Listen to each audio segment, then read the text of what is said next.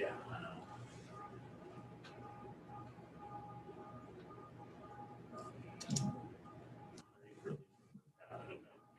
Yeah, I kind of assumed. So Greg, probably. Yeah. Pretty sure all of us are to a certain extent. I saw an amusing sight Friday at the end of the driveway and mowing, Lugo was mowing the grocery building across the street. Guy had that giant dinosaur costume on. He had a hard time getting under the trees. He was mowing with it? I saw him over at the K-State Rowing Center when I was driving around on Friday. And then I saw him over on Anderson, and somebody else caught a picture of it and put up something on Facebook. And I'm like, well, apparently he's only a carnivore. You mentioned rowing. I saw something unusual that I drove down Bertrand this morning. And obviously, 3 tall young women that were the K-State rowing team on rowing machines all lined up in their front yard. Yeah. Going through their workout. I got since starting fitness at the gym, I've got a lot more respect for rowing. Let me tell you. Whew. Legs and shoulders. Oh yeah, the whole thing. It's a whole body workout. Yeah.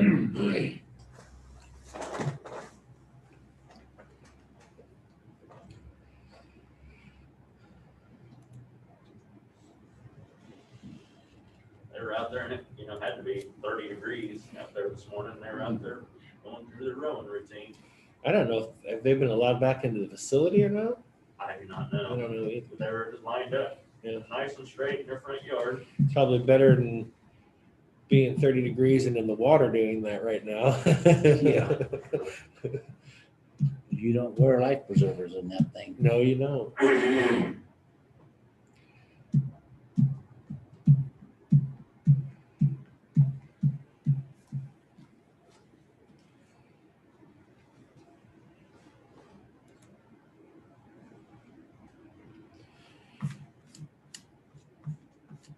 Greg, what happened to our cats this weekend? Yeah, how come you jinxed them? Sad. I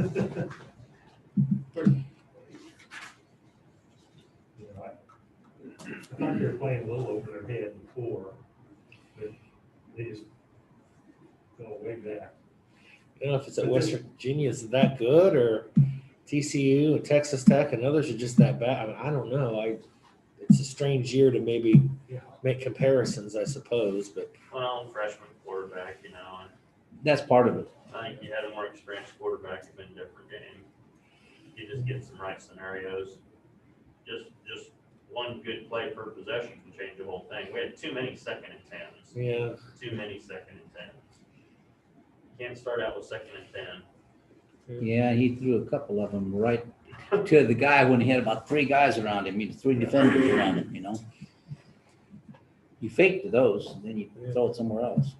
the season could be somewhat of a wash, but I think it's going to prove to be beneficial long term. Oh, there's no doubt. Yeah, you're going to get a lot of kids with a lot of experience. So after the first game, we expected all of them to look like that. Yeah. You got turned Well, around most for that of them one. did. Most of them did come pretty close to it. But. Register? All right. I pledge allegiance to the flag of the United States of America and to the republic for which it stands, one nation, under God, indivisible, with liberty and justice for all. Okay. All right. Anybody else online? Julie,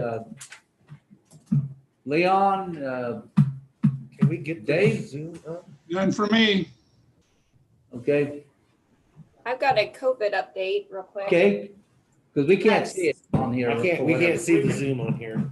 Can you bring up the screen there, please? Okay, Julie, what do you got?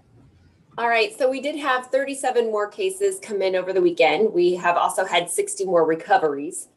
So as of today, that brings us to a total of 2,251 confirmed positives. And out of those, 103 are considered active. We've had 2,136 recover. As of Friday, we did have a total of 19,251 negative tests in the county so far, and we'll have that updated number later this morning.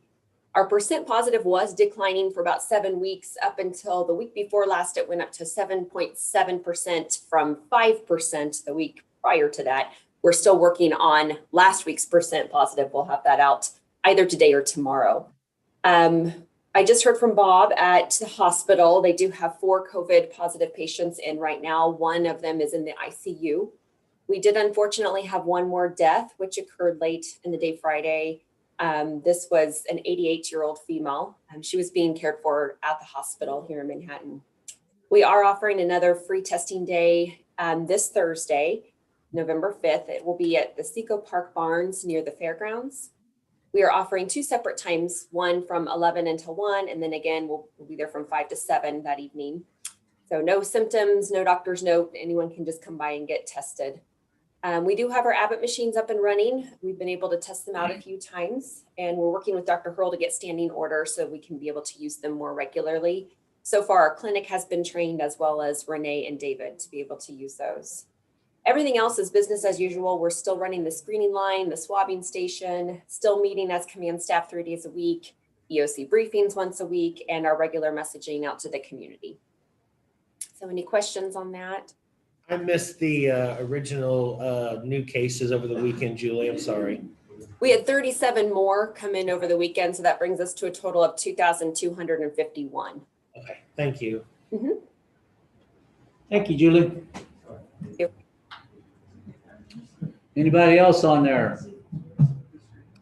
No, sir. Thank you. No one else? Okay. All right, we'll go then to public. You got any comments, Tammy? Greg, you got any comments?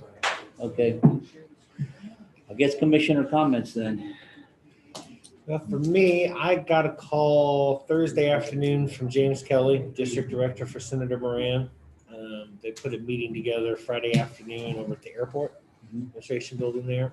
They did invite me to go to that, and I had some time in between inventory at work, so I headed over there and listened in. There were some officials from the city. Jesse Romo, of course, the director of the regional airport, was there, and Senator Moran himself, and we all had a pretty good conversation.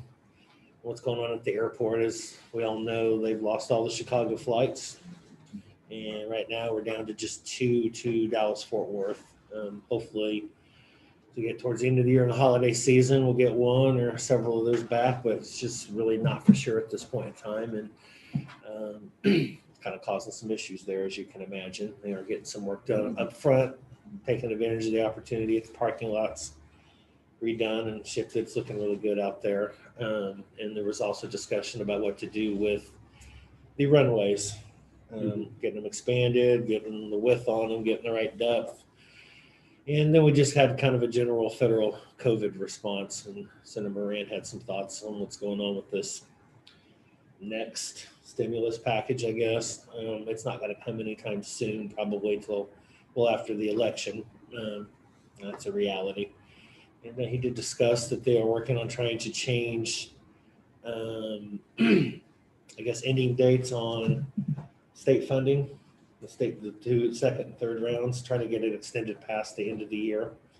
So, surprise. I don't know where that's going to go. They're not going to convene until middle of next week, something like that. So even if they do get those in place, we're kind of hand tied, is what I told them, because we've got our deadlines in place at the end of the month to be able to reconvene extra funding and get it out. So what a wonderful mess we find ourselves in. No issues with anything that we've done. So we'll just have to work through that as we can. So on a more positive note, last night I attended the annual 4-H Achievement Awards banquet and dinner over at Pottruck Hall. It was in person. They had that kind of spread out pretty well, and table by table went up to get food. It was done by the farmhouse. I think that's a pretty standard protocol these days. It's perfectly fine with me. Kids and families this year did an outstanding job there, given the circumstances they were faced with as well. I mean, won a lot of awards, accomplished a lot of things, even on the fly, and having to do some things differently, maybe uncomfortably. I was extremely impressed. I think we should all be proud of those efforts as well.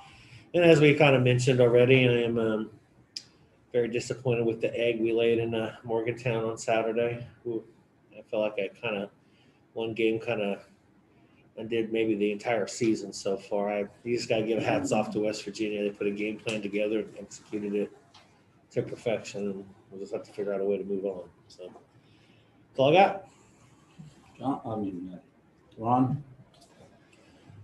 Well, continuing on with my work and hobbies and things, I did get a call from, excuse me, a person at Keats. I don't know if Leon's still on there listening, but it's we've got several piles of brush when the bridge job was finished and landscaped or whatever and everything. On each side of the creek, there's a couple piles of brush piled up that should have been removed, I think. But I don't know if that's our responsibility or the bridge contractor or whoever, but it's going to have to be removed off dry before we get any flooding, because I'm sure that if you look at it from a civilian point of view, it probably looks fine. It's not in the creek.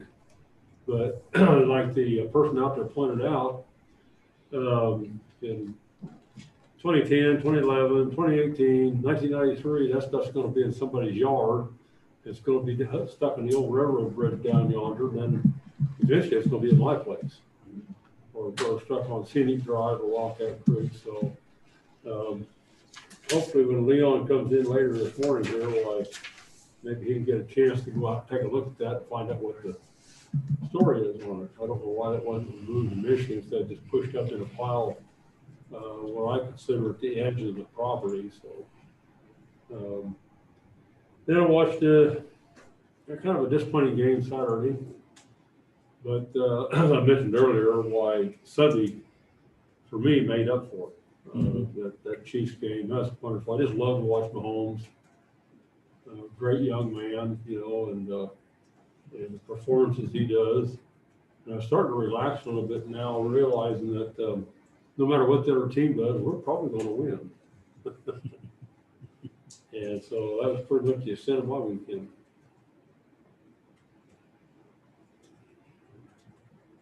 Okay. Mine then, I guess, huh? Well, did work around home again and had some calls and emails and stuff that I answered. Saturday watched the KSU game, West Virginia game.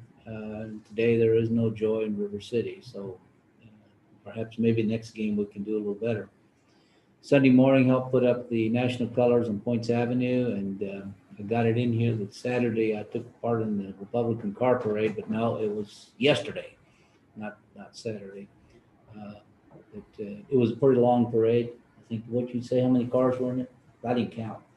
There's a bunch of cars that filled up the parking lot at Bartow Hall, and I know it was over a couple of hundred. It was Marshall County, Riley County, Pot County, I think some from Clay County too. So we had a pretty good thing, and it lasted, I believe we started at 3 and didn't get to take Vicky to ice cream till 5. So we went a pretty long way over, had a lot of good results. And so found out that many students have very poor vocabulary. So, and they don't know sign language at all. So Maybe just only one form of sign language? yes. Okay. Yeah. So anyway, but the interesting story come out that I watched on YouTube on a news thing that this 100-year-old lady came out and voted. She was born in 1920. 1922, the voting rights came out for women and things. So she's been voting all her life, and that would have meant she voted in 1940. It was interesting when she talked about it and stuff. And I think, Rich, you had another one. You want to say something with that one? Okay, that's okay. But anyway, it is quite interesting to see what happens to different people in the voting and that they're there. And I think it's going to be interesting tomorrow, who votes and how it's voted and what happens with it. So hopefully we'll have a nice, quiet election. So, all right, that takes care of that. Business meeting. First item of business, gentlemen, need a motion to approve proclamation declaring Monday, November 2nd, 2020, Election Worker Appreciation Day. I'll go ahead and make a motion that we proclaim November 2nd, 2020 as Election Worker Appreciation Day. All in favor? Aye. Two copies, gentlemen.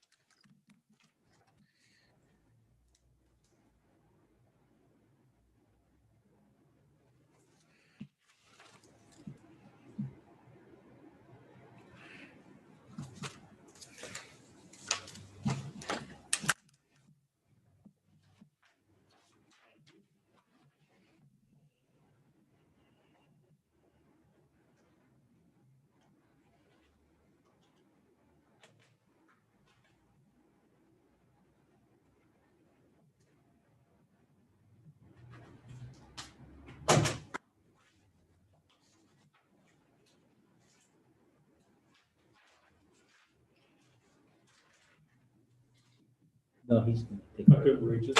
No, it's okay. It's fine. Chair's going to grant me the honors of reading that one wrong.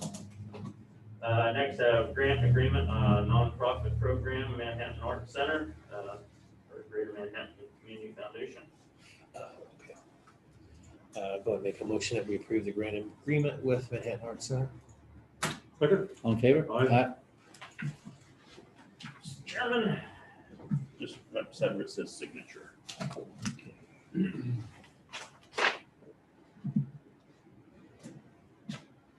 Right here, right? Yep, right there. Thank you.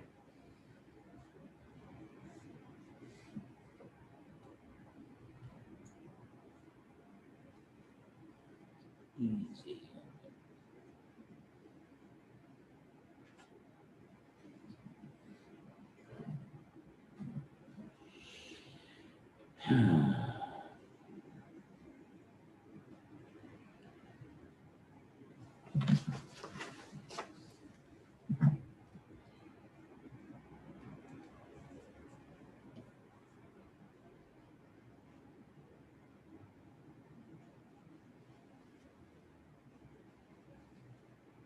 Someone in the room had a birthday yesterday. Who could that be? I'm gonna assume Tammy because he's staring right at Tammy. Happy belated birthday, Tammy. Thanks. Hope you had a good day. It was a good day.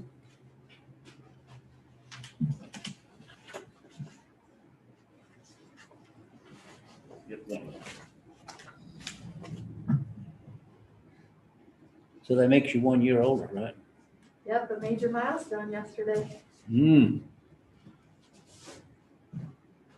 27 and holding? We'll go with that. Okay. Consider every additional day a major milestone.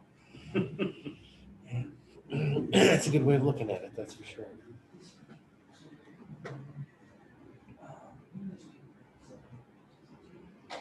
Thanks, sir. Yeah. I will warn you now, Thursday may not be a fun day for your hand. You're what now? Thursday may not be a fun day for your signature. She's warning you. You're gonna be signing a lot of You're gonna these. have lots to sign on Yeah. Thursday.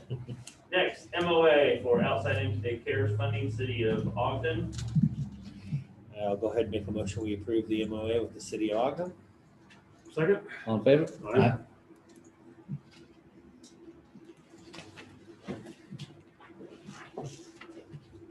Do you have an hour set aside for me? Well, the rest of us get an hour break. Yeah. Yeah, pretty much, it might take you that. You might just have to really just scribble your name. You might need to bring 2 pins. Thursday. 2 new pins. Yeah, Make sure they're never been full used. of ink. Yeah. full of ink. And just to update you, it doesn't sound like Randolph or Winterville either one are intending to turn anything in, so. Okay. I reached out to them like 3 different times and they finally responded that they were not planning on turning anything in. So those are the 2 you haven't signed MOAs on, and Ogden just got theirs in Right. past week, so.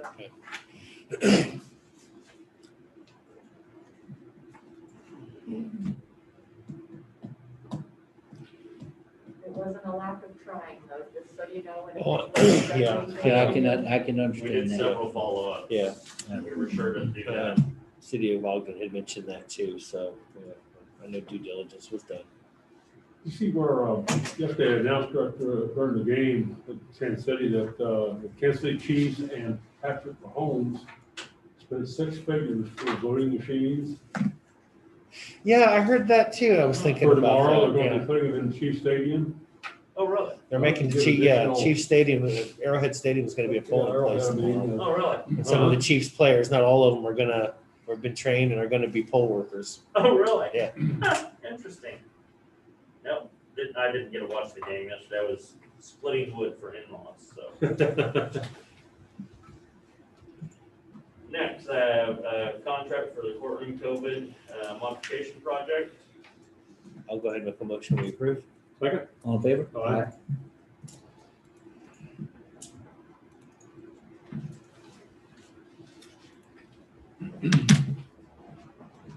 Chairman? Better put on my glasses so I can see what I'm supposed to sign.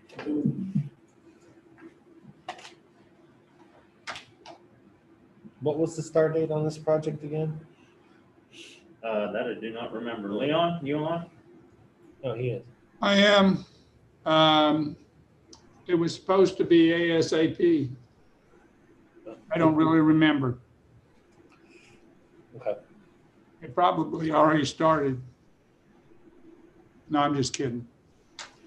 I hope so. It's like I always say, the first Yeah. chance I get.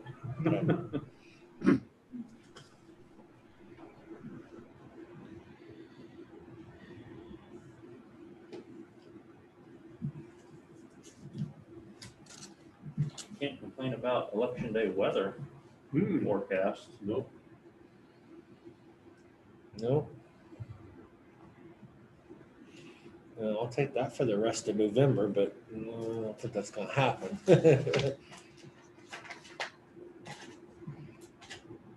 We could still use some moisture. We could. Yeah, we could. That's what we need, yeah. Anymore, you either get too much or too little. There's no happy balance. Yeah, it is. Such is life. Mhm. Either goes your way or it doesn't. One of the two.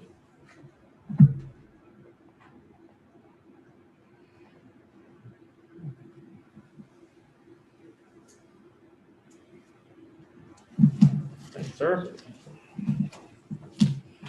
Yep.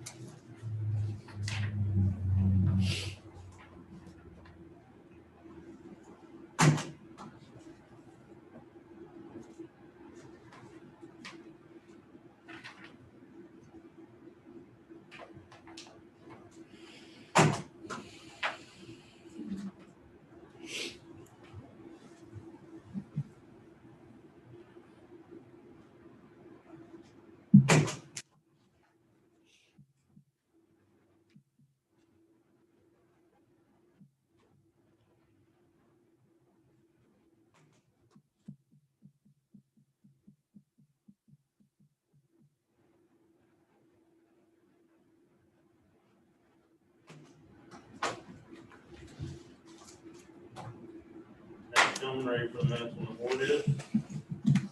You guys ready? Yep. Okay. Page 1.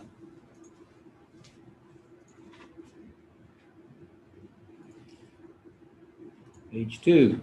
On page 2, which is under my comments, it's actually kind of trickles over on the 3. The last sentence, Will said there could be a possibility for the county to rent space in the new building Gotcha. on Laramie Street, not in Laramie, Wyoming, wherever. Yeah, gotcha. Yeah, I think a substation in Laramie, Wyoming probably isn't gonna be too efficient or economical, I would Hey, think. I like that part of the country. I don't need it, I do too, but Sounds good, thank you. Page 3 then, that was it, I guess. Page 4.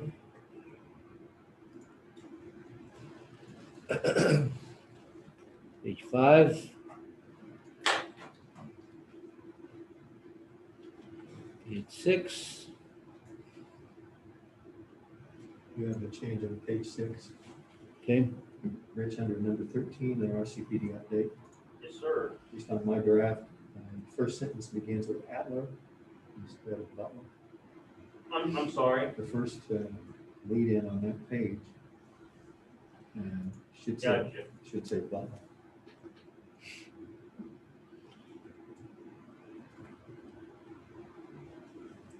That's all I have. okay. Page, Well, no, those are actually Ford statements. Ford actually stated those, that his concerns were there was multiple public entities involved in Well, that. I didn't. Those were Ford statements for I'm sure. not trying to change that. I just thought there was a reference. Yeah, to no, those Butler. were definitely Ford statements. Those were not Butler statements. And I wasn't saying it was, but on mine, it begins ATLE. yeah, that's what Yeah. it says on mine too, but it's Yeah. actually on top of page 6. it is on top of page 6. That's what I was trying to get to. Oh, where are you Page at? 6 under 13. Oh, gotcha. That's what I was talking about. That should be Butler, shouldn't it? Sorry, I was in the wrong section. No, it's okay. I didn't do the best job of Yeah. describing it. Thanks. Just the one Butler? Yeah, that's the one I saw. Okay. Sorry, I thought I heard you say two. Yeah. Yeah, no, Thank you. gotcha. Thank you. Okay, page 7.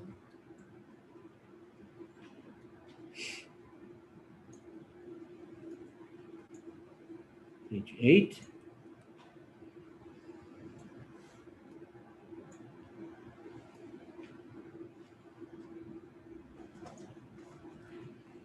Page 9. Move to approve the minutes as amended. No, second? All in favor? Aye. How do the tentative agendas look, gentlemen?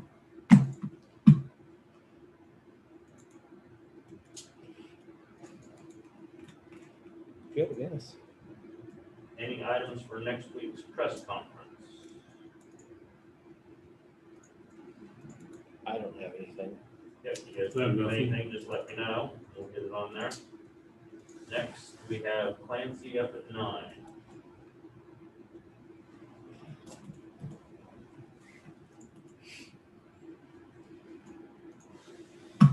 Okay.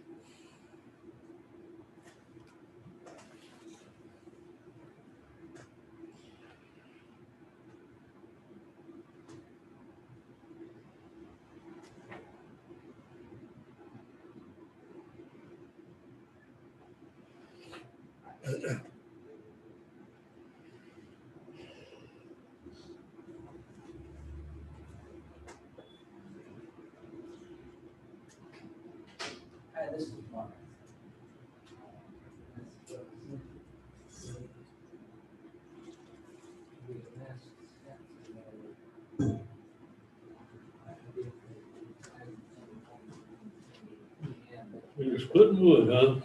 Yeah, like I said, in-laws can't get around real well. He got enough, he drug them down there with his truck and chunked them up, and they just laid there where he chunked them up, and not in any condition to really lift those things. I enjoyed doing that. Those, I don't listen to any names, those older group of men, and many, many years ago, when that got to be real popular in the seventies, and they had a big custom splitter made and stuff, and there's a lot of this. And one of them nipped the other's thumb off. What they did is they didn't, the guy doing the splitting wasn't the same one running the control. That's never good. Yeah, never good. That's never good. I was to make sure that my hands were putting wood on there, my hands also running the I control. know a guy that smashed his hand a couple of years ago, plumber here in town, and that, I didn't ask him in detail, but that's what happened, because splitters just don't move that fast, you know? So, yeah, no, my wife and I, she loaded it on he had a tractor with a bucket we loaded on, so he could go dump it where he needed it, you know, and so she'd roll them over to me, and I'd hoist them up there and split them. We got a lot done, and I was a chimney sweep after that, and I swept his chimney for him after that, so. Give it enough proper time to kind of dry out on that, or? They were old. No, they were, almost. okay. Yeah, they were. It's more frustrating when it's, it 5 is. below outside and try to light a log that doesn't want to Oh, I light. know, I Stay know. on fire, yeah.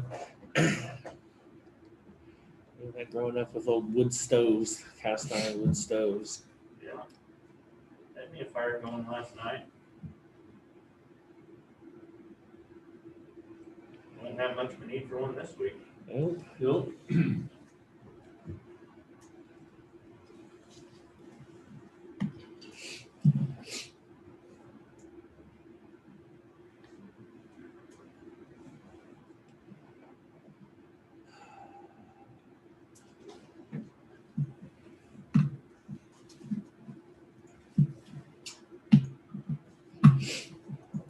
Morning, Clancy.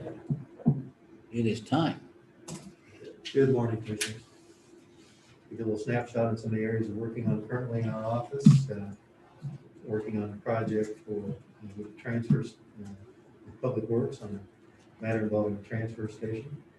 And some work out there. We've got working with the Health Department on a project involving Health Department participation in a grant project related to COVID, of course, as virtually everything is these days. And continuing to work on the Budget Planning Committee on issues regarding CARES Fund eligibility. For example, on these MOAs that you signed today, which is kind of questions that are coming up arise from some of that as entities now are actually distributed the funds, not only here but statewide. And then also our office works year round, of course, in tax foreclosure. We're not in a tax foreclosure sale, we're getting ready to do one, and we're preparing for the next one in terms of doing our own version of contact tracing, unrelated, making sure we have all the people involved in the tax foreclosure sale on the eligible properties.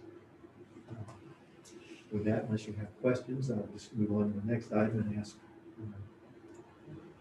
Rich to step forward. We got a request for a hearing here, and under under the applicable resolution, this information has to be presented to you formally by the county.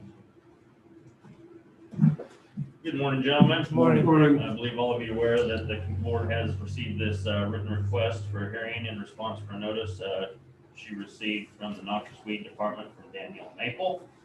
So I wanted to be sure and follow the correct process in announcing that to the board, and I know Clancy's been working on this, so you have official notice as it's supposed to be presented to the board. Okay. Thank you, Rich. With that, unless you have questions on anything pending, that's all I have for you. what is the process? Because this will be my probably first hearing on this particular subject matter. Time frame? Well, the hearing that we're looking at will be on November 12th. It'll be a public hearing here in the commission chambers. What it does, it gives the opportunity of someone who wants to contest a violation they received regarding nuisance weeds, noxious weeds or nuisance weeds, whatever phrase is applicable. They have as anyone, have an opportunity to object to the notice and order. The board will hear that and make a decision. And we're looking at, as I said, November 12th. Is that the afternoon time that you had slotted? Be the Okay. I don't know that I'm going to be able to be present. We don't need an entire, all we need is a quorum. Okay. With that, because we have certain time parameters, we have to need to get it scheduled. I understand. So, luckily, not something that requires the entire commission. All right. Thank you very much. Okay, thank you. Thank you. Next, gentlemen, you have a bid opening at 9:20 for Welsh Road asphalt overlay.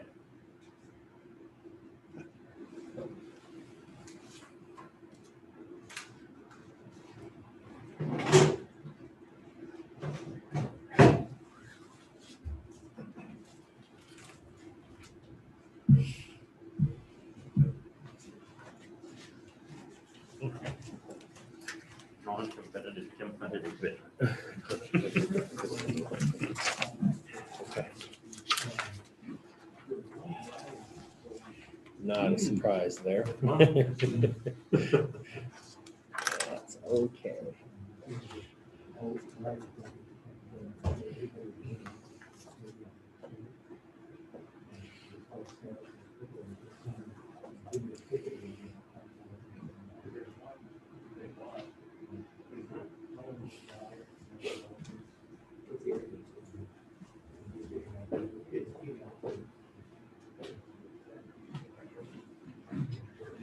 Sure.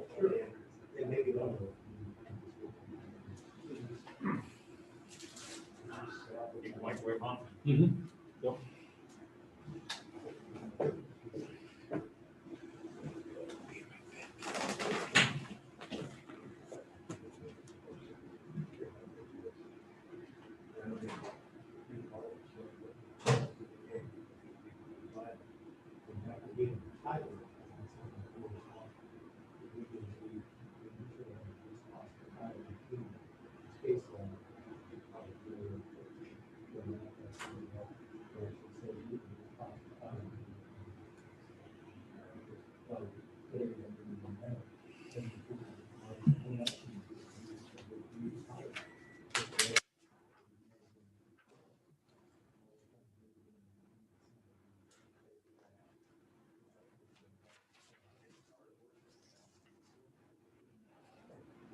Well, so you got your last radio thing in. You don't want, no more radio things for you, right? No I'm more. done. We'll have one tomorrow, Yep. next week. Yep. Then you're done. I'm done. Toast. That's it. End of an era. Yeah, you got that right. I think we did good. I think Oh, we did good. absolutely. Yeah, I mean, I'm just concerned what's going to happen in the upcoming years, and we'll know after tomorrow. Pretty much have an idea, like I say, only out of 4 candidates, only one's running to be a county commissioner, and the rest all have agendas, and anytime you got people spending tens of thousands of dollars from out of state and stuff trying to win a county commission seat, and then you don't even know what a county commissioner does. We'll see how it works. Yeah. Yep.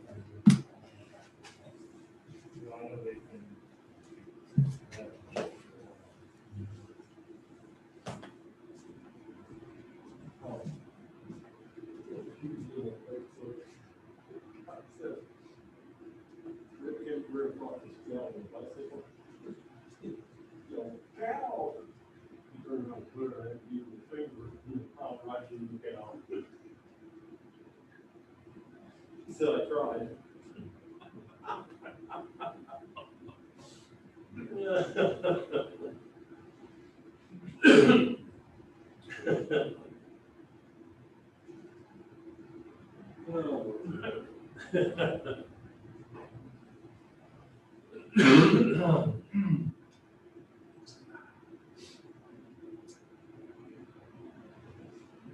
when people were lined up,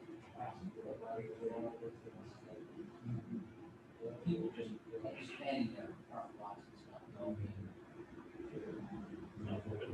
It was good. Yeah.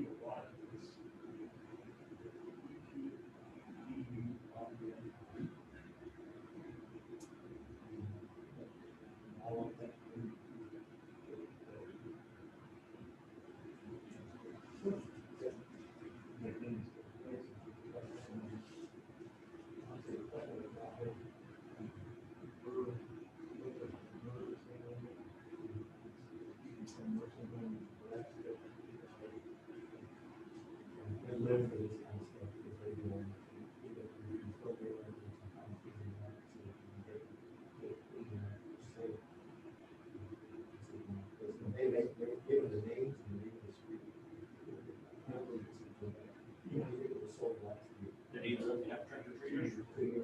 You can see out on the sidewalk. I'm sure they've heard.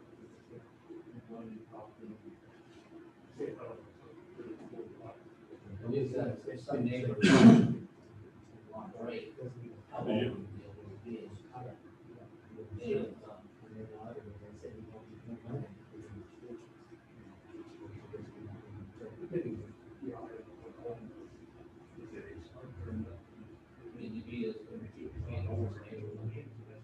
Right, yeah. You know, at the, about 9, of course, the one light there, I did get clean hit that first shot, Jackson never shelled it, the second one, you know. He never did race arm or anything. That's loud at night. Oh, yeah.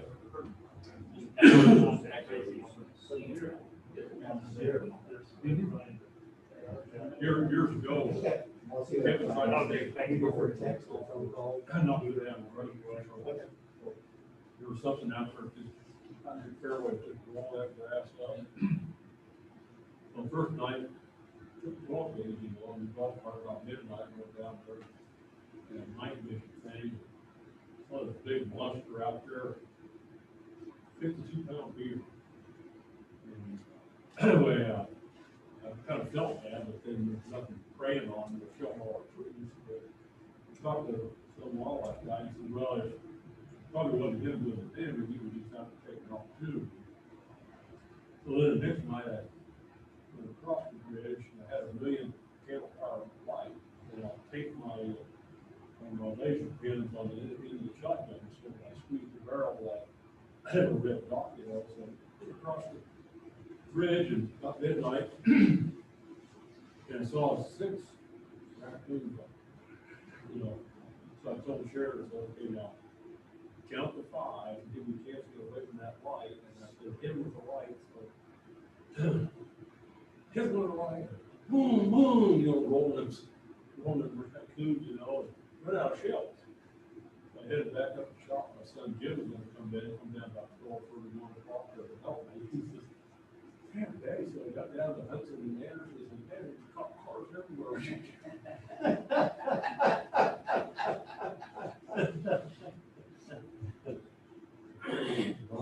Active shooter wells.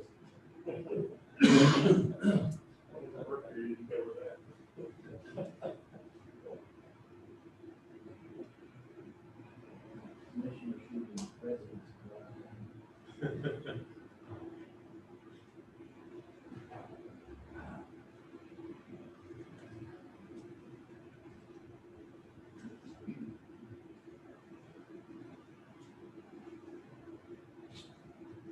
No, like I said, this morning, I was early, because it's pretty close to the dumpster, we want the trash anymore.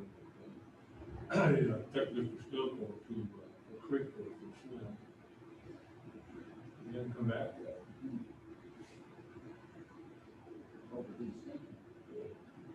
Clean up. Creek pretty low. Usually, apparently the trees haven't all released. Usually after that hard freeze, the trees first release drawing up water, creek will line a little bit.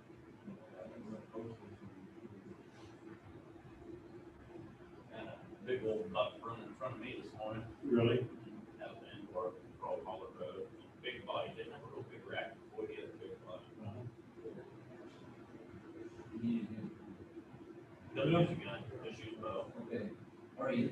Get this election over, I'll be out there causing grief. I got 7 of them today. They're so in tune, all they hear my footsteps on the gravel anytime of day. Or the truck moving, or yeah. So I got 6 miles of can turf, scraps and whole board. And I got, man, they're looking good though. You know, and that's why I never have, I just don't really think it's hunting. A lot of states outlaw, you know, all these guys that have their feeders out. Yeah, oh yeah, I know. You know, it's about as challenging as feeding your dog outside and shooting Yeah. leaves, you know. You train them to go there, and that's not hunting.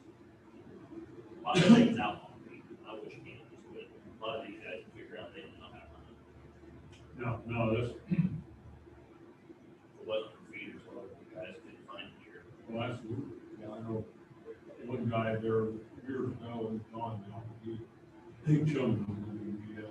He bought those chewable containers made out of plastic, you know, whatever, and he had 2 underneath your thing. I wish Kansas would outlaw 80 plus six Yeah. have. But it's a big business, a lot of money. It's easier to find them compared to the road. But they tried to park. One is a big bird. She knew all the different species.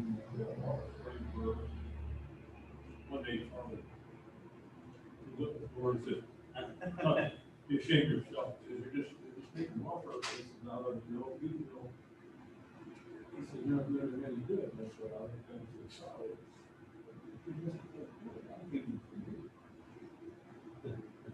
What do you say? It's just that it'll work. If you thought about it, I mean, you know, you can see where a lot of this. Hey, I'm not feeding because they need food. Get those falcons that catch on to where those bird feeders are in winter time. And you see birds feeding well, so poof, you see a big old puff of feathers. Zap them. My brother's mine, his kids were real little. Mom, they ate the patio door and my wife, you know, that's so-and-so bird. Here's the so-and-so, you know, the mom's feeder. And of course, that driveway down to the shop, driveway, you know, and that sharp fin, hawk. Pow, nailed one right together here, puffing feathers. It's pretty cool when they do it. Oh, it is. Yeah, it's just puffing feathers. It is, they hit them mid-flight. My son's lucky, I didn't even see that, red tail hawk, that squirrel though.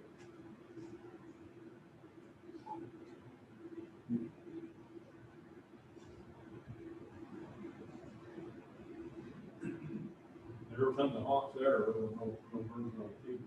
I don't know what it's called.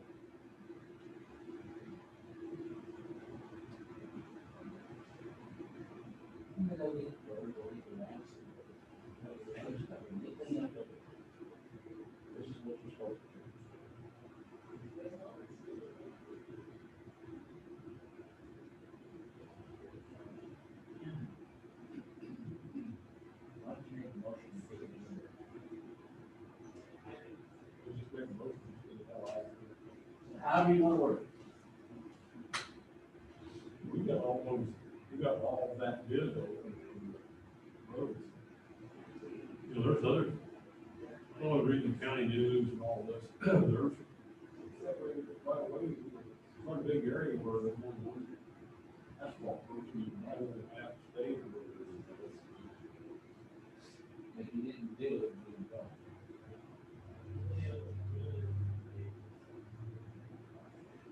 Well, it's an expensive business.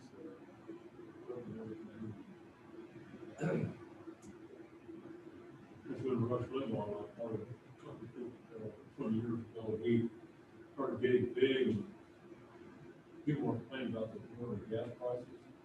And he was standing up for the oil companies, it's free enterprise. Why? You think it's free enterprise, we'll try to open the mine. Try to put it in all that. If you're not one of the companies, you're not gonna get affected.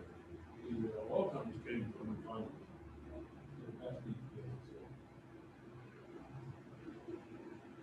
Are we ready, sir? Getting close. Yeah.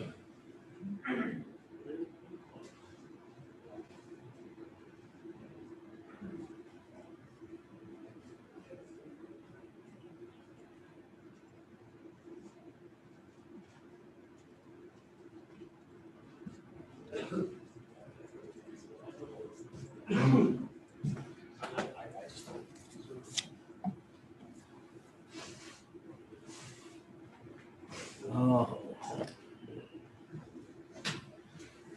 Okay. Yeah. well, I'm finding a lot of things I'll be doing. And Getting and some of them I'll enjoy. a long list. Oh, yeah. My wife, a couple of kids are coming home this weekend. My wife was telling me what their itinerary was for Sunday. I said, I don't gotta go, do I? I got one of those, do whatever you want.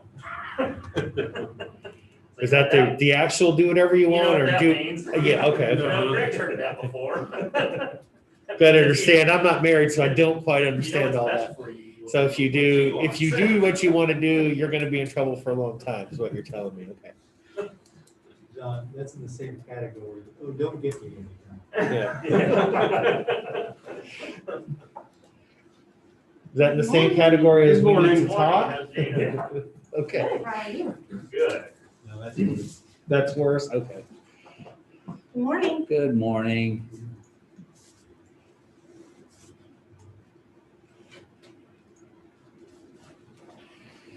How's everybody? Good, how are you? Good. Good. Good. Doing well. Ready for the big day? Be over. Like a lot of people have that same mentality. Nothing else, I can get my TV back. Yeah. Watch a game without the same. It's not even new ones. It's the same ads playing over and over again. So come on. They're all so. It'd be interesting to see after Tuesday, the drop of revenue of all the new news media, I'm scared to check my mailbox. I checked it for a while. Okay, let's see, it's 20 after. Okay, it looks like we have a bid opening for the Welsh Road asphalt overlay. Fortunately or unfortunately, I guess depending on how you look at that, it's not a wide bid here. And the first one I got is, and first and only one I've got is from Schilling Construction. So do that as it may.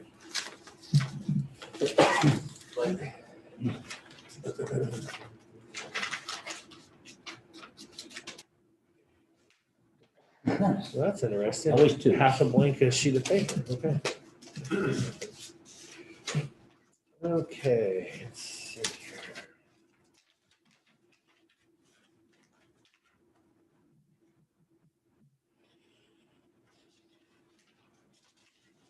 Let me get myself to the right page here. Okay. I didn't see a base bid number here, but I do have a couple of alternatives. Alternate one is $222,180 even. Alternate two is $239,600 even. And the third one that I have here is for $246,155 even once again.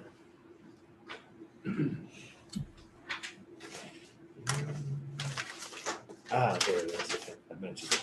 Okay. Looks like I sliced the page there, but Oh, that's there, okay. yeah, there was No, no. there's nothing on it, so it's all good. It's all good. I didn't see an actual base bid. I may have missed that, so. Yeah. Different setup than normal. Okay, Schilling Construction for Welch Road. Alternate number 1 is $222,180. Alternate 2 is $239,430. I'm sorry, I'm reading the wrong one.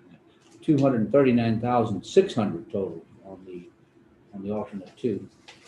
And for alternate 3, the total is $246,155 even.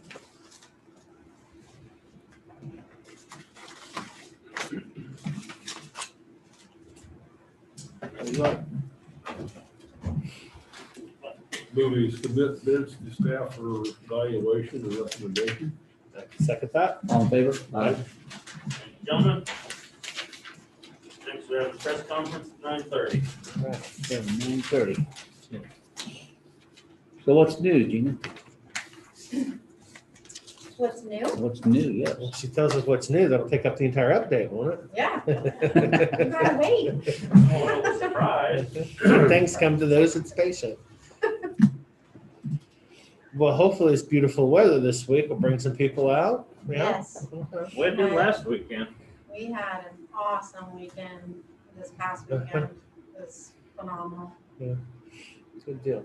Yeah, I drove through there at about 3 o'clock, 3:30. Was there a running event or was that someplace else? There was a running event, but not. It wasn't not- downtown? Okay. Yeah, no. Quite a flow of traffic yesterday. Pretty happy about it. Good Feels good response. that, It was a good, had a lot of people on the side of the road yeah, waving. Yeah. Thumbs up. Yeah, small little event. Everybody kind of convened Thursday afternoon over here in the empty parking lot over here between Baskin Robbins and I keep wanting to say Taco Tico, but that was years ago. Taco John's. And Tracy Mann was here and put a group of people together, and I guess they went walking Thursday afternoon. I don't know where specifically, but it was a pretty good little gathering there too. We'll see. it's amazing how the weather influences your, For me on Thursday, after almost a week of just like feeling like I was in Seattle, the sun popped out, and I mean, it totally changed my attitude on Yeah. Thursday. yeah, me too. Just tell you what kind of creatures we are. I know. I needed some of that vitamin D bad. I was lacking. My attitude will be changed after tomorrow. You hope. You hope. You better knock on wood just in case.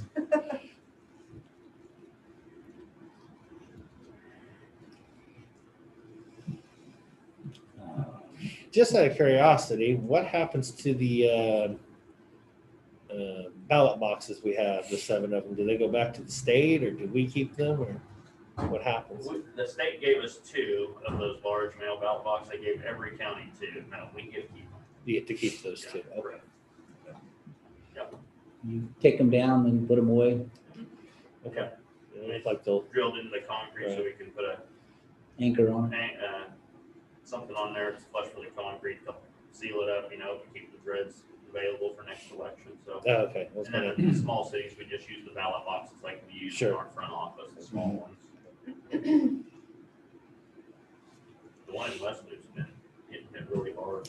Oh, I believe it. The one on this side of town, not so much. And both advanced voting, well, you'll probably talk about it in your update, but it's stopped on my head.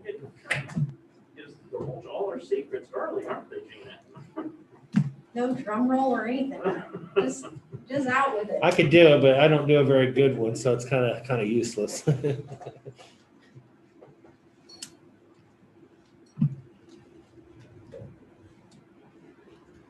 Hearing more details on the suspicious package with bomb.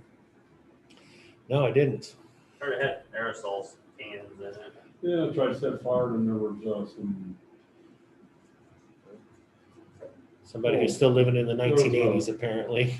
Something about like a pipe bomb. or They had something. some kind of a suspicious package / bomb or something that required some evacuation. And, Where? Where at? Fifth and Leavenworth. Yeah, it's just right Right across over the here, way Park. over here. Parking lot On across the Saturday. street. Really? Yeah. Oh my goodness.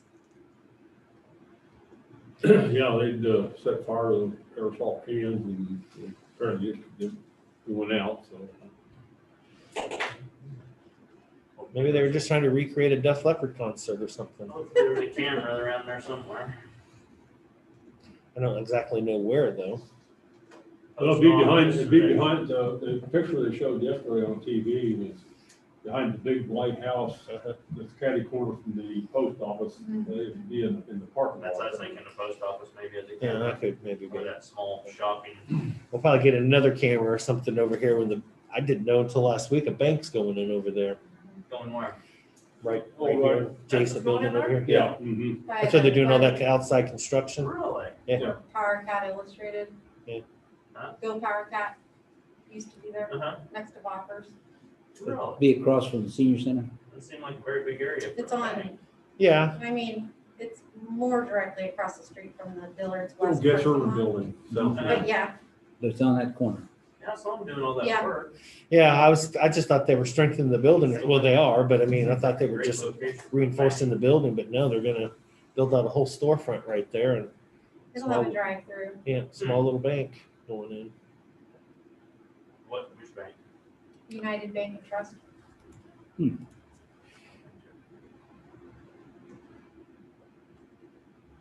Is that the second location? The other one's up on the hill. They have a third. I'm not sure.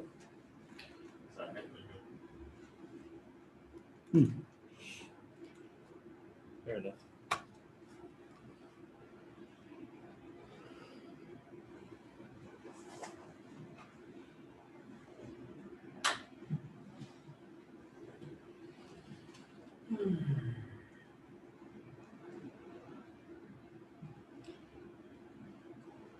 Am I the only one here for this? Yep, it's time. Why? Why am I the only one? Well, Captain Fink is, but I, He's not here. Yeah, you're Well- not here. yeah. Are you ready? Yes, I'm ready. We're always ready for you. You're always ready for me. Mhm. Can. Nothing special about it. Oh, it is. That's why we're always ready for you. It's special. Thanks for having me. So we had a really, really great opportunity this past weekend to, with the great weather, to really see the potential that our outdoor dining initiative can have on towards our economic recovery. And this upcoming week, hopefully we will see the potential of what these platforms can do as far as driving traffic to our district. We've always believed in this initiative that the platforms are beneficial for the entire district. Our restaurants drive traffic, that's just a fact. And we want our supporting businesses to also reap the benefits of those platforms. This weekend was a great indicator of how well those platforms are used. We are getting reports already that consumers who may have been timid due to the virus of going inside a restaurant have been taking advantage of the platforms. So that's great to see another segment of our community coming out. And we are getting pretty much from every restaurant word that we're having visitors from out of town that are now coming and at least dining. I don't know if that translates to staying in a hotel, but at least coming, driving up for the day, spending money in Manhattan.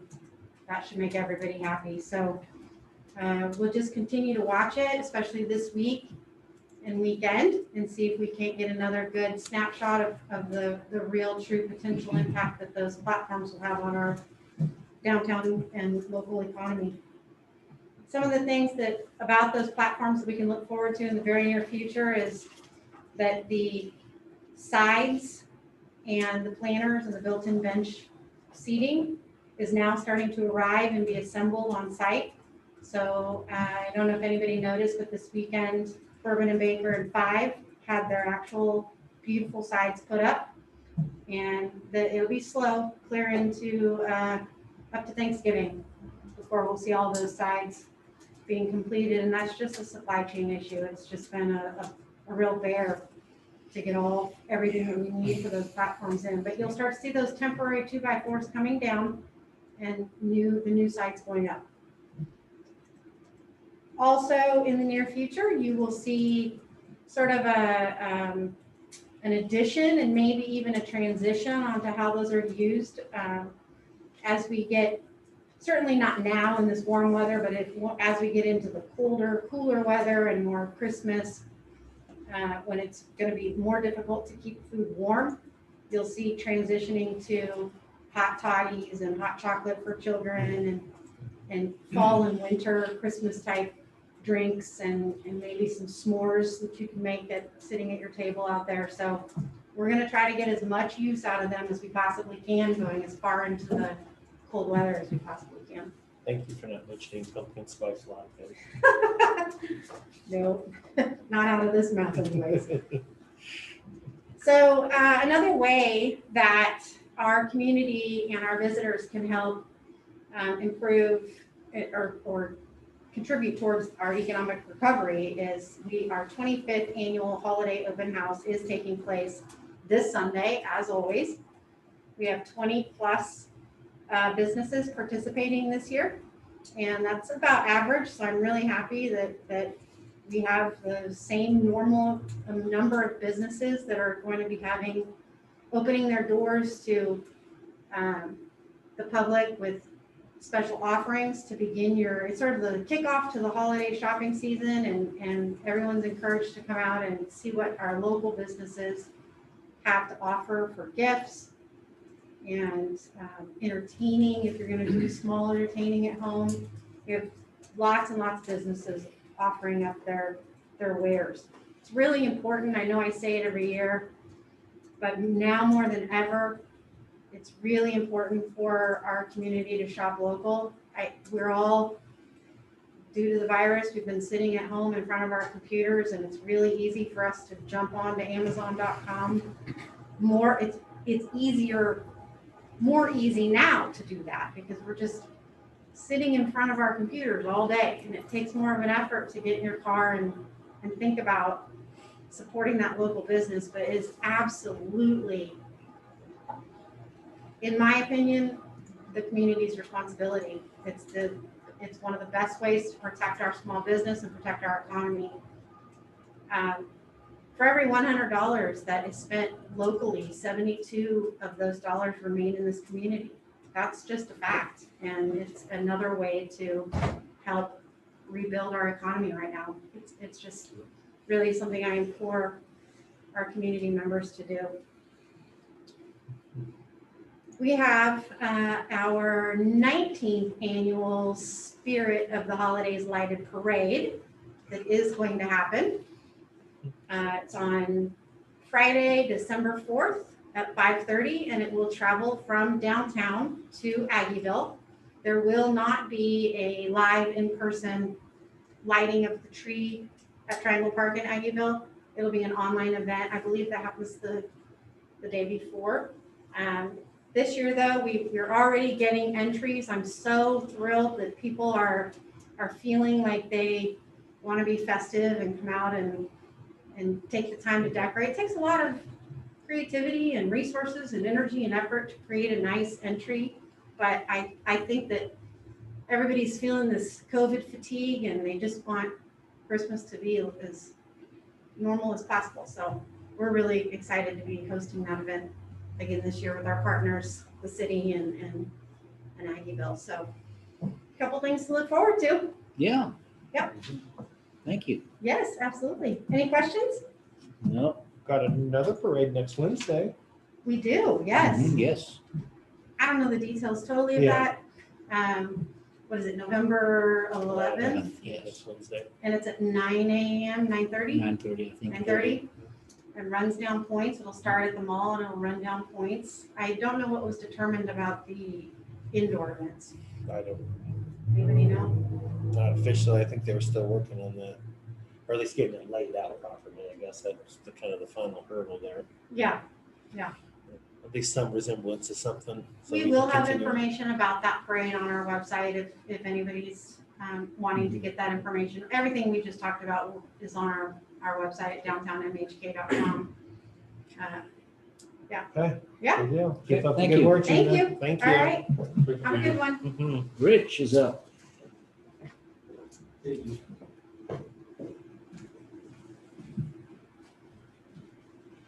Good morning, gentlemen. Morning. I'd like to present this proclamation the commissioners approved this morning. Proclamation declaring Monday, November 2nd, 2020, Election Worker Appreciation Day. Whereas the long hours Riley County election workers spend training and preparing for their 14-hour shifts at the polls on election day are unseen by most members of the public. And whereas Riley County election workers serve to protect universal suffrage and the fair and open conduct of transparent elections.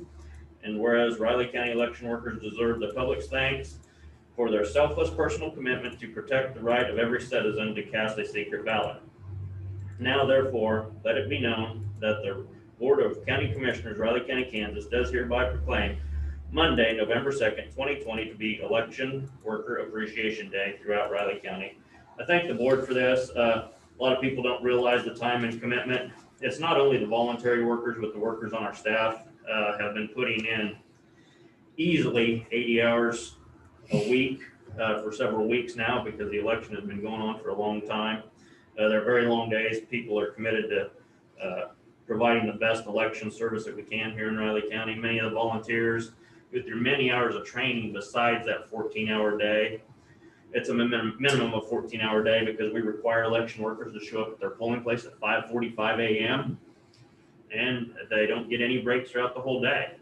They have to bring their lunch. They can't be on electronic equipment. We have people of all ages that volunteer.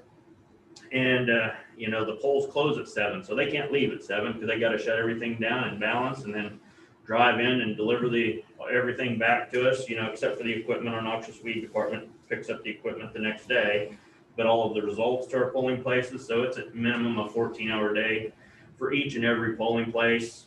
As you gentlemen know, early on I was concerned about election workers. We had 90 of them resign from us because of the pandemic that we're in.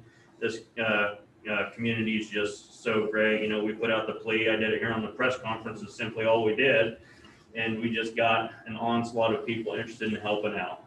And so that's been great. The response we've had, we've even got enough to have some reserves. And so that's good because we never know if someone may change their mind on election day. And so we do have the polling places staffed appropriately. The polling places, we have 29 in the county. So that's a lot of personnel to get in line. So many election workers, what's amazing is they'll sign up and they're surprised they get paid.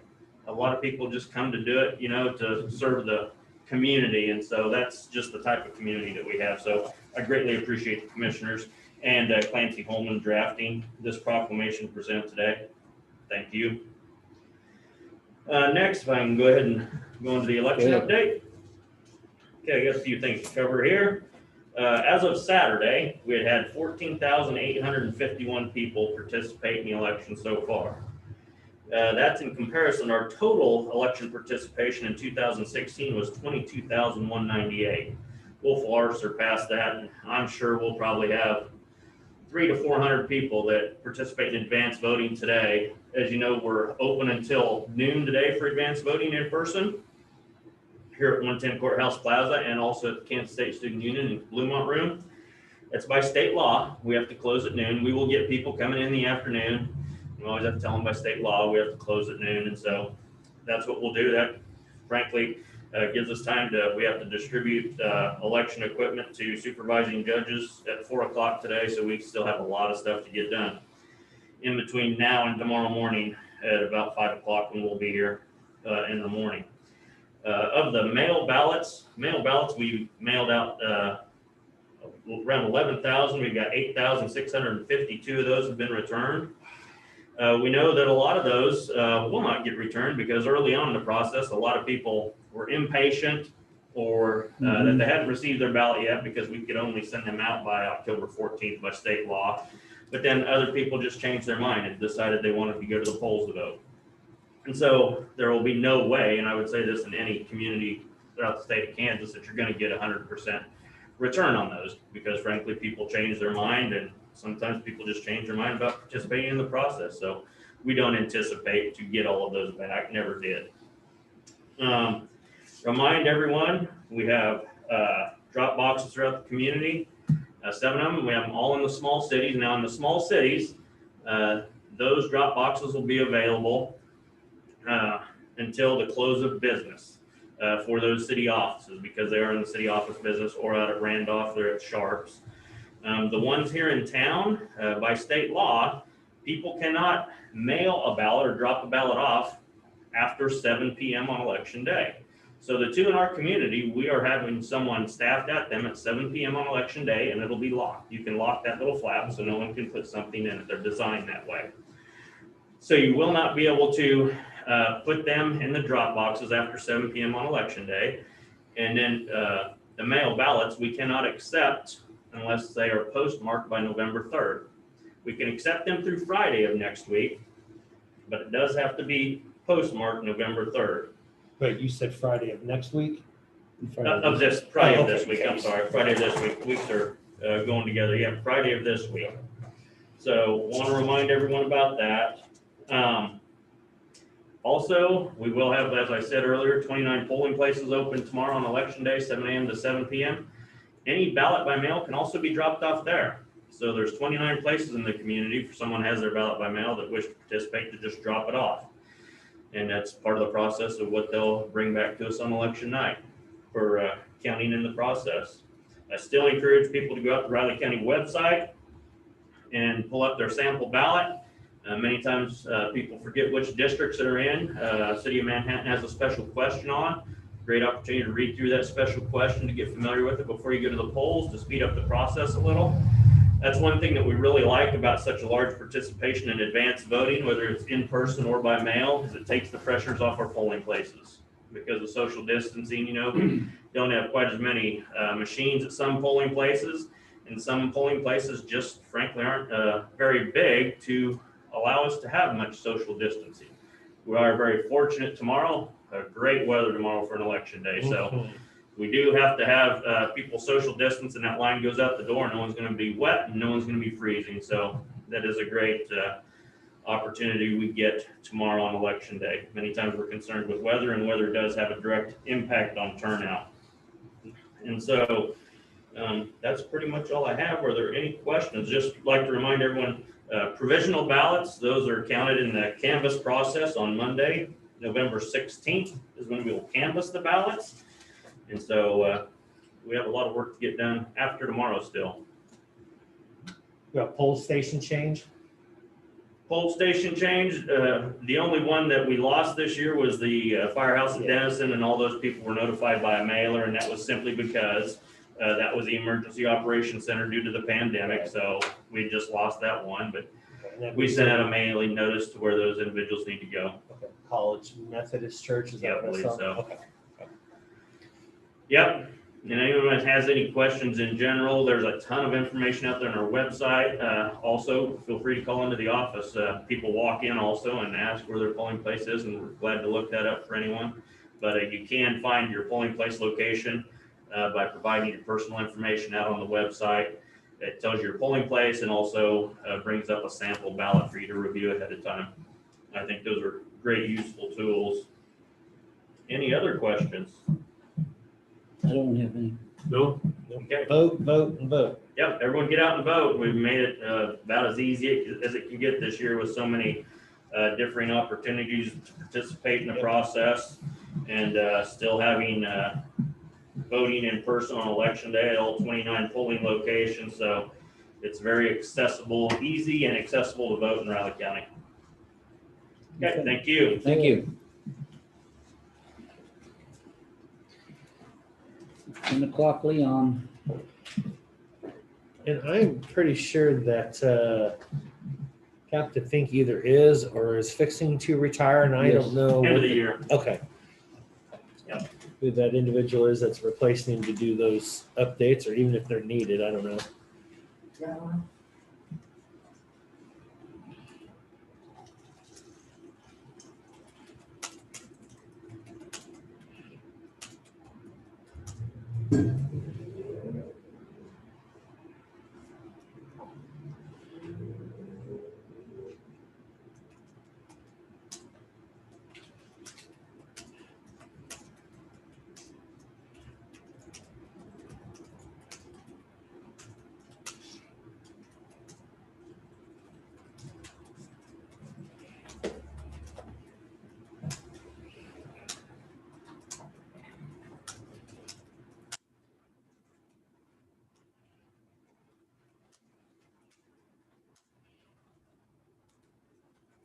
I left you a little.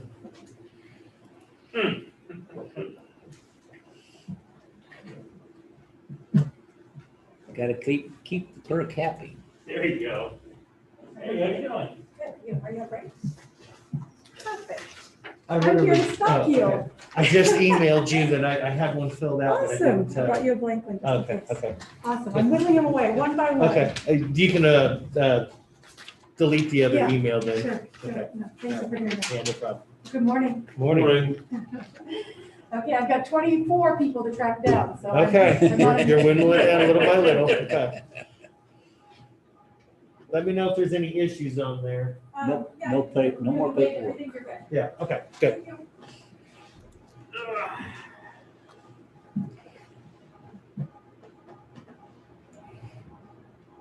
I saw one, on TV, one of the newscaster said, in their community, they waited 5 hours to vote, advance vote. Just not American. Repeat that again, I didn't catch it all. Some newscaster on TV I was watching, he talked about advance voting, and he said he waited 5 hours to advance vote. Is that right? 5 hours. Of course, I'm sure that was a very large city. Yeah. Yeah, Wasn't in the state of Kansas. Well, that's happened though. I've heard that happening in years with Sedgwick County and Shawnee County and Johnson County. It's possible. It was in 2000, I think, when our association got raked over the coals the most, because that election, people just turned out in droves in polling places. You know, it wasn't uncommon. Even here, we had an hour and a half lines. You know, and yeah. I had problems in 04. I had to go down to the senior center, but I had just changed locations at the beginning of August. And I mean, literally right there in the precinct line. So instead of waiting until after that, I went up to it wasn't the art center then, it was, or maybe it was something else. Got it, man. Okay. And then I just filled out a provisional there and got in and got out. Yeah. That's the only issue I've ever had. And that's just because down here in these kind of city precincts, it's hard to gauge people because, you have one address, but that address may have 5 different people living in it. It's hard to configure that. I get it. For all those years, I start going back in late 60s, early 70s, I always wanted that number one. And, well, wherever I was voting, they moved me around, but it gets early and or usually it's cold and everybody's waiting for the first dome light to come on, and as soon as somebody unlocks the door, the race is on. I think for 4 or 5 years, or maybe longer, 10 years, of course I was young, I was first one. Come home, number one vote. There's a gentleman that has casted his vote in a 22nd presidential election. goodness. That's almost half. That's pretty impressive. I've It only is impressive. been turned down once to vote. 1973 November. I think it was the second or the day before the election. It was in the afternoon, and I had just been told I needed to be in Dallas that night. And I went in there to try to find a way to vote because I wasn't going to be there the voting day. And they wouldn't let me do anything. So for that vote, I never did get to vote. Yeah. And, it's laws at that time or whatever they were. Well, that's what people have to understand. There's still laws you have to follow. Yeah. There's one lady, her son's a trucker. And she says, is there any way we can get him a ballot? He's not going to be able to advance vote. And unfortunately, I just don't have good news for you. So, we're open for advance voting. It'd been nice if he could have done a ballot by mail early on at some point when he was home and picked it up and then he could mail it anywhere. She was very nice. I explained the law. She goes, I understand. It's just sometimes you can't make it happen. Yeah. You have to follow laws. That's correct. She said that's just an unfortunate part of his occupation, Mhm. Yeah. But then again, the other part that I've heard with everybody complaining, and then the comments afterward, it's still the responsibility of the voter to find a way to vote. Voter responsibility, I'm big on voter responsibility, and unfortunately, hopefully this individual will sign up for a ballot by mail, because he'll get it early enough to where, over that some point in time and period, he can pick it up. Yeah. And then he can take it on the road and mail it from Yeah. anywhere. Some people are gonna actually improve their voting because they're gonna find out that they need to follow the law. And the next time they can do that. So, The law doesn't allow me to make exceptions for anybody. I know that. Not even for the governor. Yeah, I would trust me, I've had legislators in my office, and it applies to not only you, but myself. Yeah.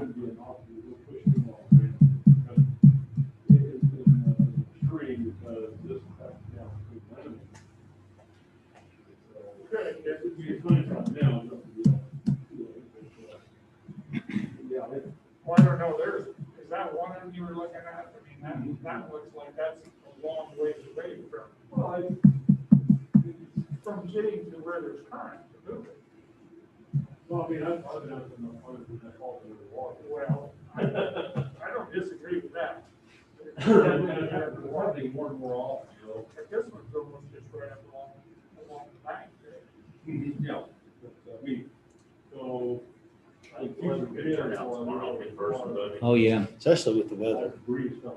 Yeah, of course, I was just thinking, the weather's gonna be really good this week, but what it's not gonna be good for probably? From the job site. Veterans Day. Oh, yeah, that's a given, John, you should expect I know, that. but I'm gonna keep hoping and That's a praying for given, that one. John. Mother Nature's gonna give us one of It's these usually years. about the worst day of the year. Well, we did have a good one temperature-wise. about 2 years ago, Well, I wasn't, 3 years ago. it was freezing cold 2 years ago. Yeah, but I don't know there, about 3 there, years there are ago. other times when it was good. I remember when I was still, well, that would be in 16.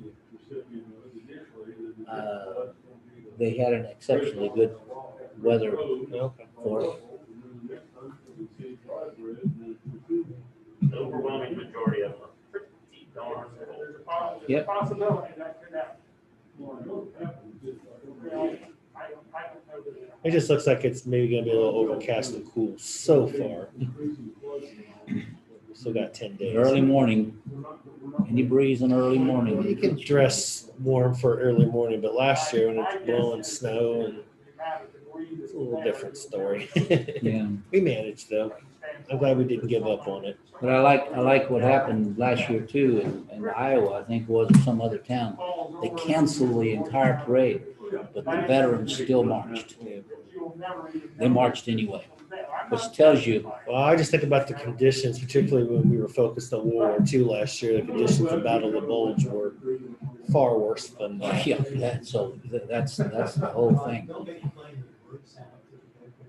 They operate whatever weather it's in. Battle never stops. But, yeah, we just need to, we can, I think we have to say something different than we do. They can't just put it right. But that's Heard pretty good things about the lines for advanced voting here. They've been, Oh, yeah, if you gotta wait. Yeah. I one, Yeah, no, too, because when they come through. it was a national media outlet contacted me early on in advanced voting, and says, you have lines, I said, well, people have to wait 5 minutes, so you have to wait, there's a wait, and I said, well, if you call a 5-minute wait a line, yeah, she goes, yeah, I get you. Morning. I wait longer in traffic than that. But anyway, Didn't mean to shoot you. Well, he called me, Didn't mean to do it like this.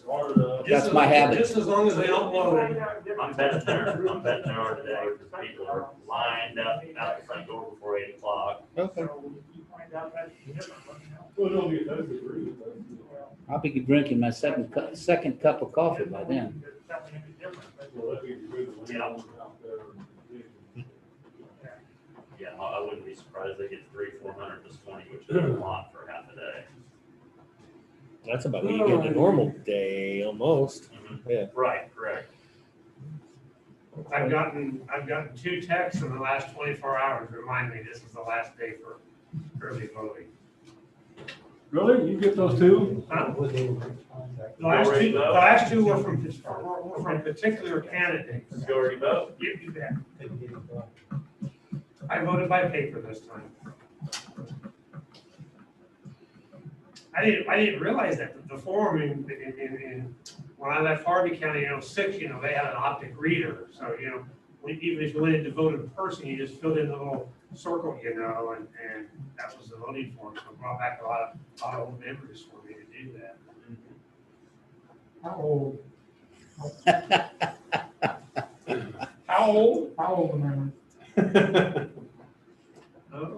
Probably now, getting close to 40 years.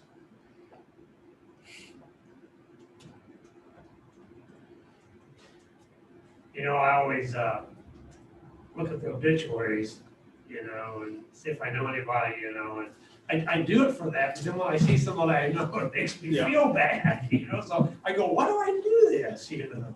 No, I know a lot of people, and main thing is to make sure I'm not in there. Well, yeah. Well, that's why I don't do it, because I'm mad when I read them on there. Well, if I see mine, I'm gonna object. Why didn't you get sent a notice, huh? You know, the old saying for attorneys is we don't die, we just lose our last appeal. Ouch.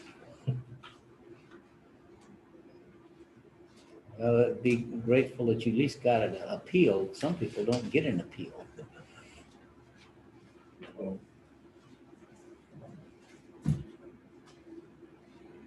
Ready, sir? It's time. Clock's getting off, it's getting slow.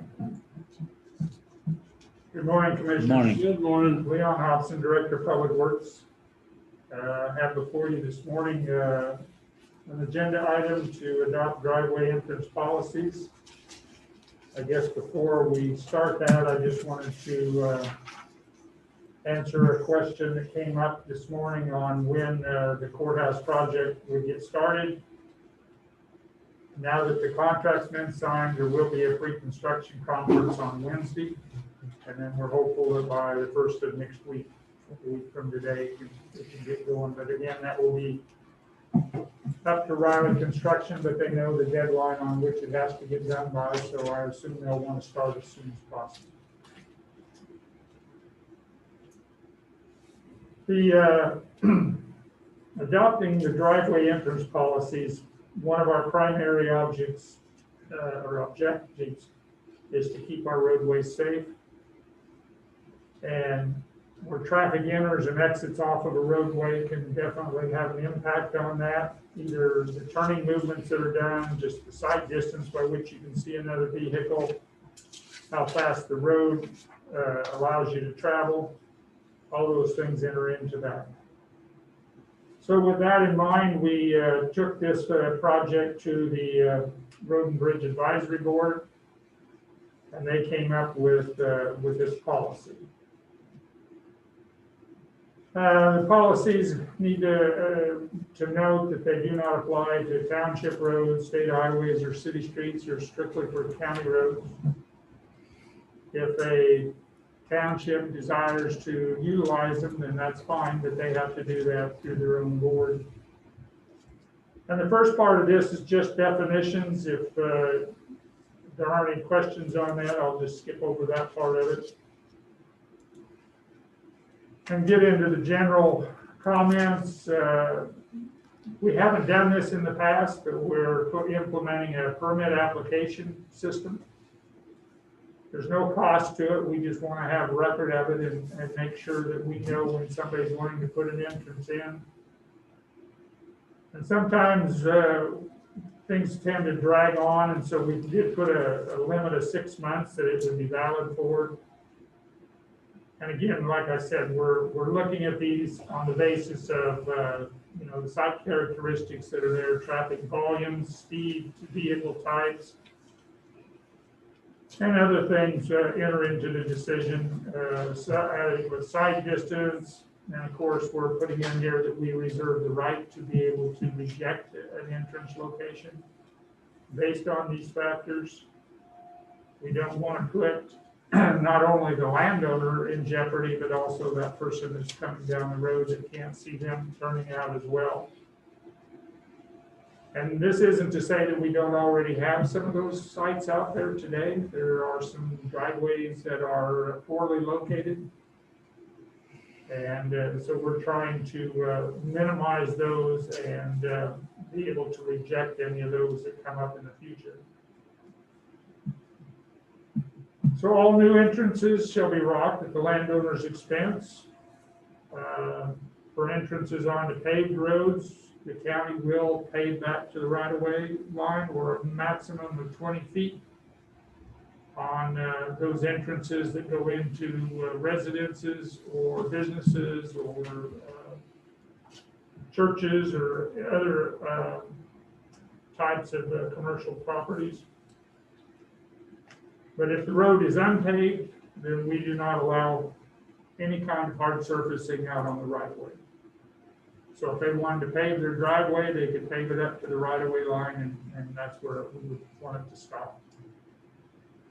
We do allow concrete, but again, that would be at the owner's or the applicant's risk. If they could put on a paved road, of course, they could bring the concrete clear out to the edge of the roadway. But if there was ever any work that needed to be done, they'd have to realize that concrete might have to get torn out. That would be all at the expense of that landowner. And all routine maintenance and future replacement would be at the expense of that owner.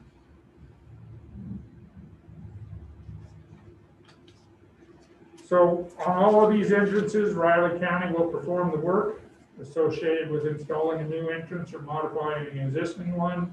We provide the landowner with a not to exceed estimate for materials, labor, so they're aware up front what it's going to cost them, and if it's less than that, then we'll charge them that, but it won't exceed that amount. If we do a poor job of estimating, then we just have to kind of eat that one. So far, Alvin's done a good job of most of the time we're under the estimate that he provides. And then when we go over, that's at the expense of the said county engineer / No, Alvin. It's a delegation Store that thing, one, yeah. okay. And a lot of times, just trucking in the dirt, bringing dirt in is a big item. So if the landowner has some dirt that's available close by, it can drastically reduce the cost of the entrance. So some of the standards that we're using, you know, if you have a corner lot, corner parcel, we prefer that the driveway come in off of the minor road, not the major road. Not always possible, so we have to be flexible, but that's one of the standards we look at. Also, if you around the corner, we just soon not have the driveway within 75 feet of that corner, just for turning movements again, coming in and out. We will allow 2 residential entrances to form a semi, they call it a circle drive, more of a semicircle, I guess, or half a circle. And then they have to be 50 feet apart. If you have questions or comments on any of these as we go through it, just interrupt me. And to provide the adequate site distance, all obstructions must be removed or minimized within the site triangle. And there's an appendix shown in the appendix what that is. And some of this may be on private land, and so it may be up to that landowner to remove some of that. Primarily trees is the big one, trees and brush, but it may be required that they have to remove some of that to make it an acceptable entrance. We'd like all entrances to intersect as near 90 degrees as possible.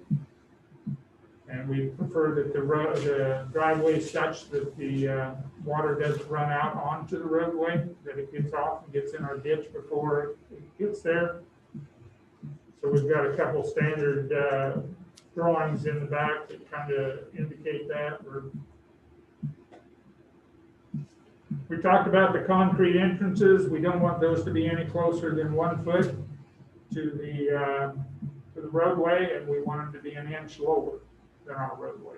We don't want to come along with a snowplow and snag somebody's driveway.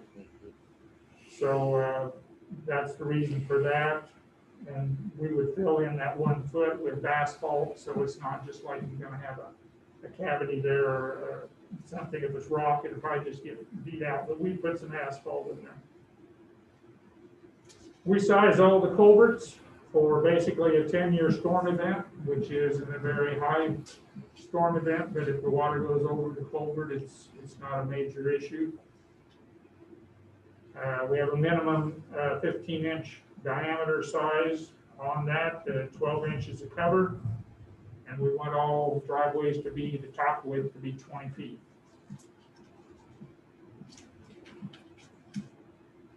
Acceptable materials, corrugated metal or steel. We would permit concrete if somebody wanted to do it, but we don't necessarily like concrete for these kind of applications. And then the end sections are required on all entrances. We think that just provides another safety feature to the driving public. You know, you don't have that head wall at the end where it's cut off straight up and down. Somebody comes off of the road, comes out and hits that. It's not good news. If you hit the sloped end section, it's supposed to, you know, the damage, property damage and personal injury is a lot less on something like that. So any questions on any of those items? Is there any opportunity for a shallow ditch? The reason I'm asking, I ran into this, it's next county over on a house, but it's very shallow drainage, and I used two of my, I used 22 foot of ductile iron pipe that they used on rock iron for the locomotives to run over. So can you have less than the 12-inch cover if you have a suitable culvert that can bear the weight?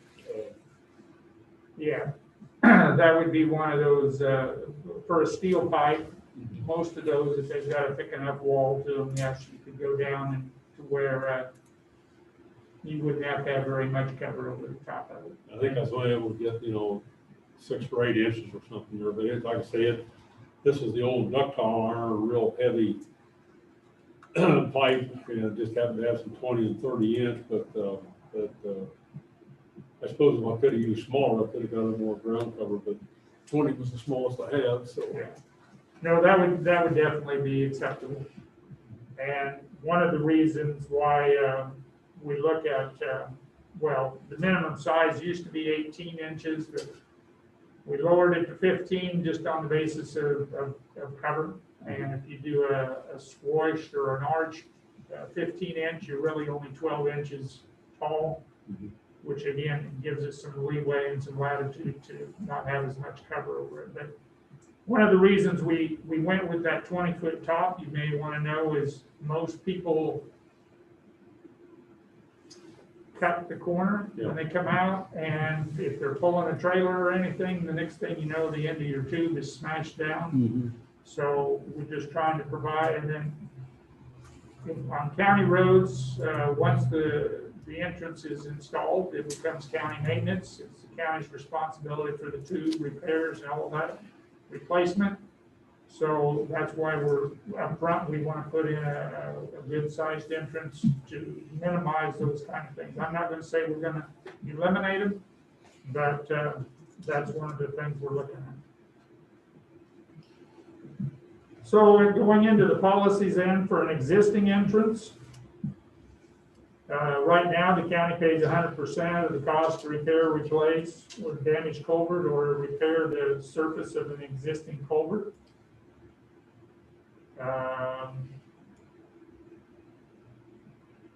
Again, right now they have the landowner has to pay to put it in, and prior to this last policy, we even had plans and specs, and we allowed the people to put their own culverts in. So the proposed policy will be similar in nature. It just kind of standardizes it or clarifies it.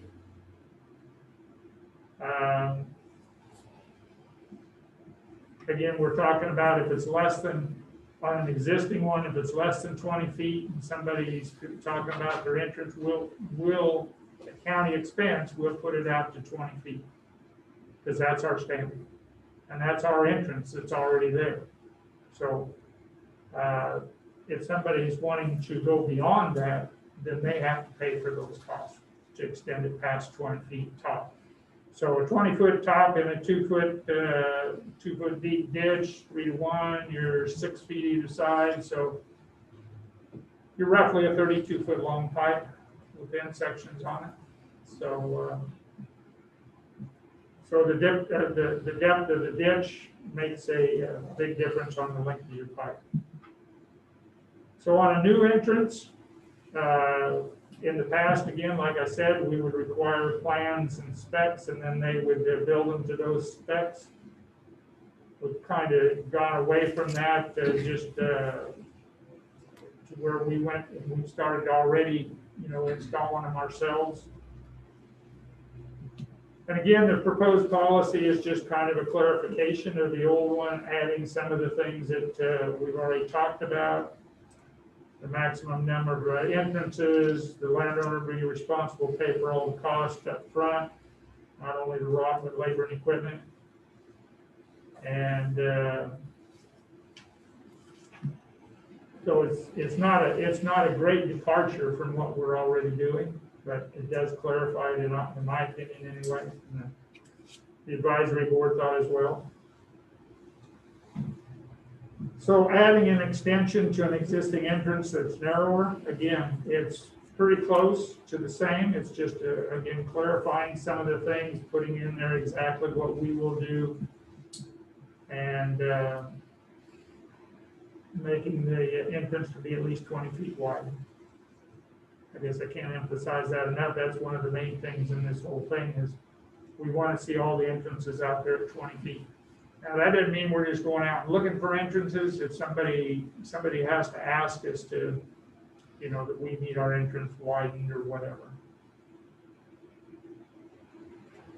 Same way with extending an entrance that is 20 foot or wider. Once it, there's some people that have semis and they're on a fairly narrow road and they need a wider entrance.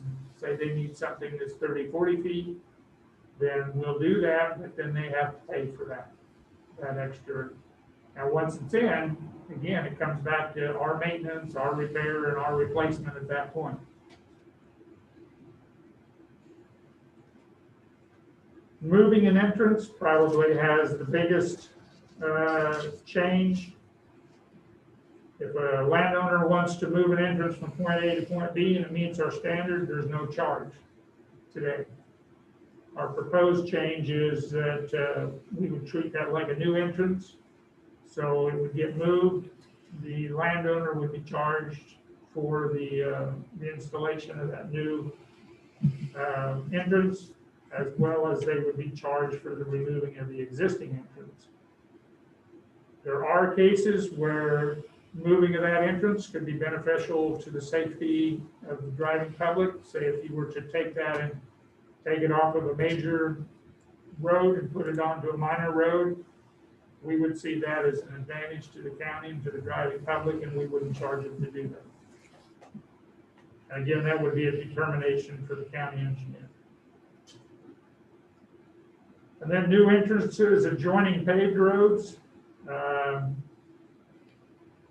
We already talked about this, but we would require all the landowners to rock the driveway initially, pay for that, and then as time allowed, we would come by and if it's to a residence or a business or a corporation, church or whatever, we would then pave the right of way or pave back to the right of way from the edge of the roadway. Or 20 feet, because some places we found out our right of way was quite a bit more than just 20 feet. And then the last one, a shared entrance. There's really not a whole lot of change there. We just added a couple of comments, I guess, for clarification. And so we would allow a shared entrance by a maximum of 2 residents. And so it would be 40 feet wide. They would both have to come out onto that entrance from their own property. They couldn't go onto the other person's property to access that. And again, they would be responsible for all the costs associated with putting that in. And so that was the initial thing is we want them to be responsible for the cost of putting the entrance in, and then from then on, we take over that maintenance and repair and replacement costs. And then there's just the appendix, again, just showing you a couple typical sections, showing if the driveway is coming up to a roadway or if it's coming downhill to a roadway. And then we show that corner situation where we want it 75 feet back from the point of curvature. We show a typical section of what we're looking for with our culvert, and then our side distance triangle on the last page there. So, questions or comments? I don't think it's pretty straightforward. Yeah. Okay. Well, what I will do then with, if everybody shook their head yes for a consensus, then I will come back with just a policy version of this without the new and the existing, or the old and the existing. Old and existing, that's the same thing, isn't it? I'll come back with something different. Well, you're old and existing yourself, Leon, so it's all good. I appreciate you recognizing that, and I like to be existing. Yeah, yeah, we all. So any other comments for me on that? I don't need that. No, I have none. It's a good thing to do. Okay. Yeah, get her done. Yep. All righty, we'll do that. And any other comments about anything else? Not at this moment. You might maybe include in that next car, all the recommendations and conversation from the Road and Bridge Board.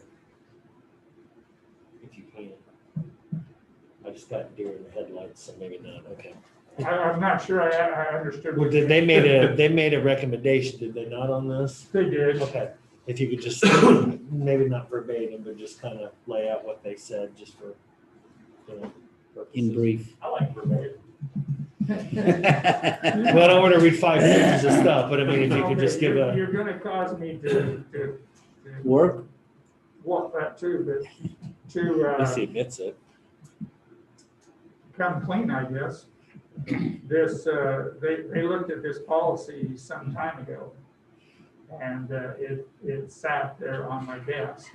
And we've seen what your desk looks like, so that kind of makes sense, yes. So I'm not sure that I can get, I can tell you some of the things, and with Gary's help, we can get some of the comments.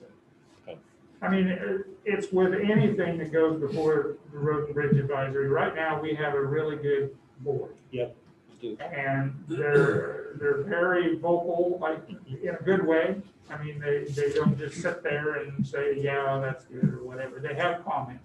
Well, the only reason why I say that is because somewhere down the road, if somebody wants to test or complain or have concerns about said policy, we have covered all of our bases on there, and we can go back and say, well, it wasn't just Public Works or us just putting a policy into place, but we used the other appropriate things to make sure that this was done. Because I could see some issues with that down the road. That won't be your concern, obviously, but it will be the concern of the rest of us and future people serving in these positions. So.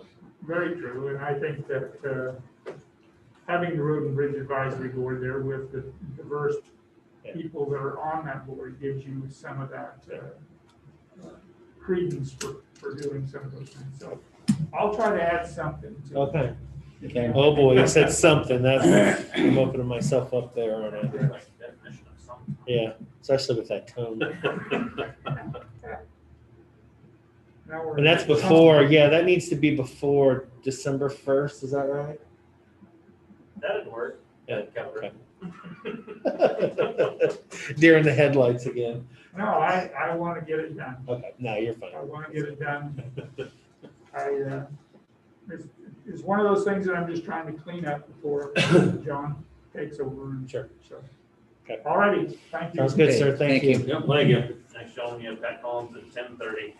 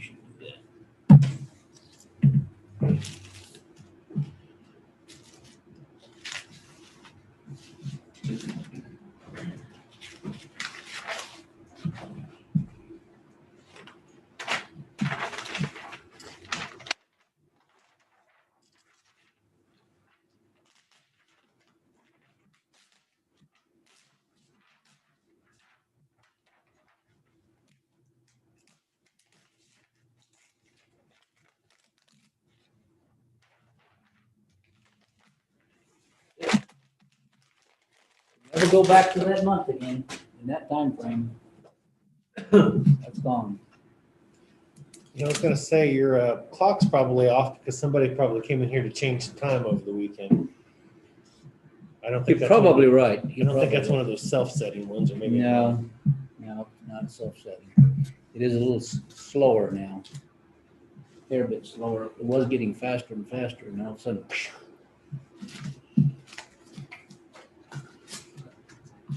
You're probably right on that one. They changed it and didn't get it exactly right. So we're getting this extra hour of 2020 this year.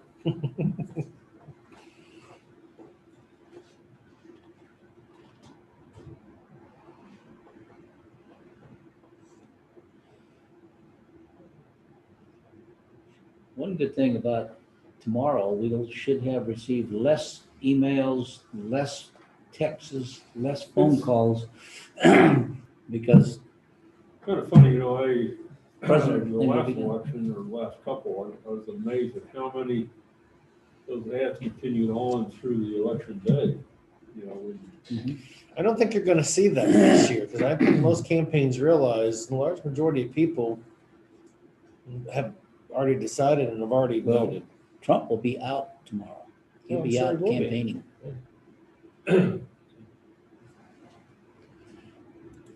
I think what it is just the people are sold packages, you know, and so.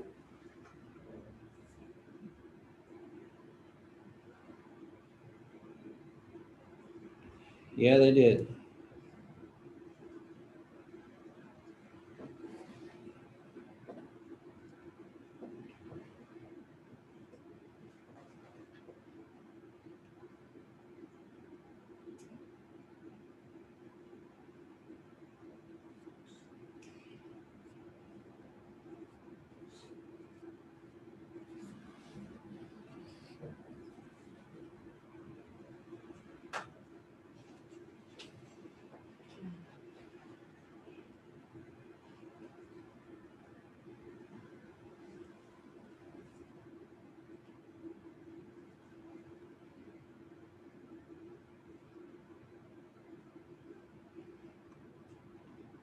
Yeah, many people are gonna get the syndrome of not getting Texas.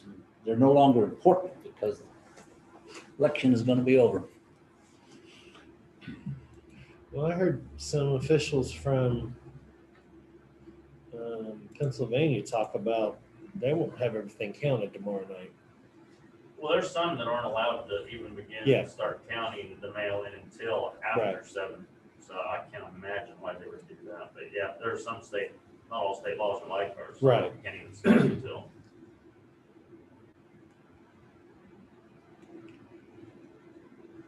Yeah, Hawaii's gonna be a strange one. Hawaii, they're way out there. Alaska too. I don't know how many people they got living on the Aleutian Islands. So we've had so many That- calls and emails or planning on being done election night. How long is it gonna go? Following our same process. We're planning on being done election night. Except for whatever may straggle in at the end there. Huh? Between whatever may straggle in from tomorrow to Friday, but I We're don't. always done with unofficial results on Yeah. election night, but there's always those provisionals. We've had provisionals for decades now that are always counted later at the canvas. Now we just have more advanced by mail. Well, it's 10:30.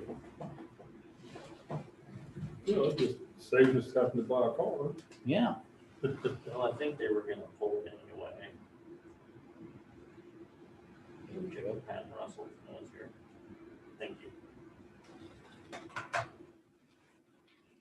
Yeah, there was, we wanted to do some more research on the financial aspects of what they're recommending. I think there's a better way to do it, so.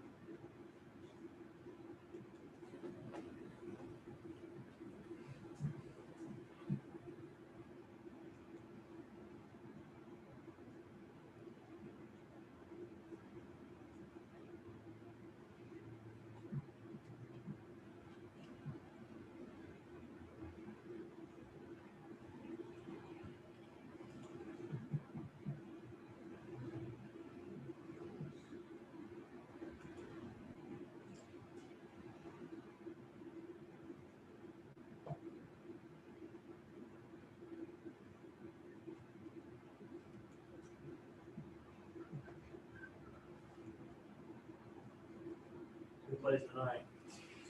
Tampa Bay and the Giants.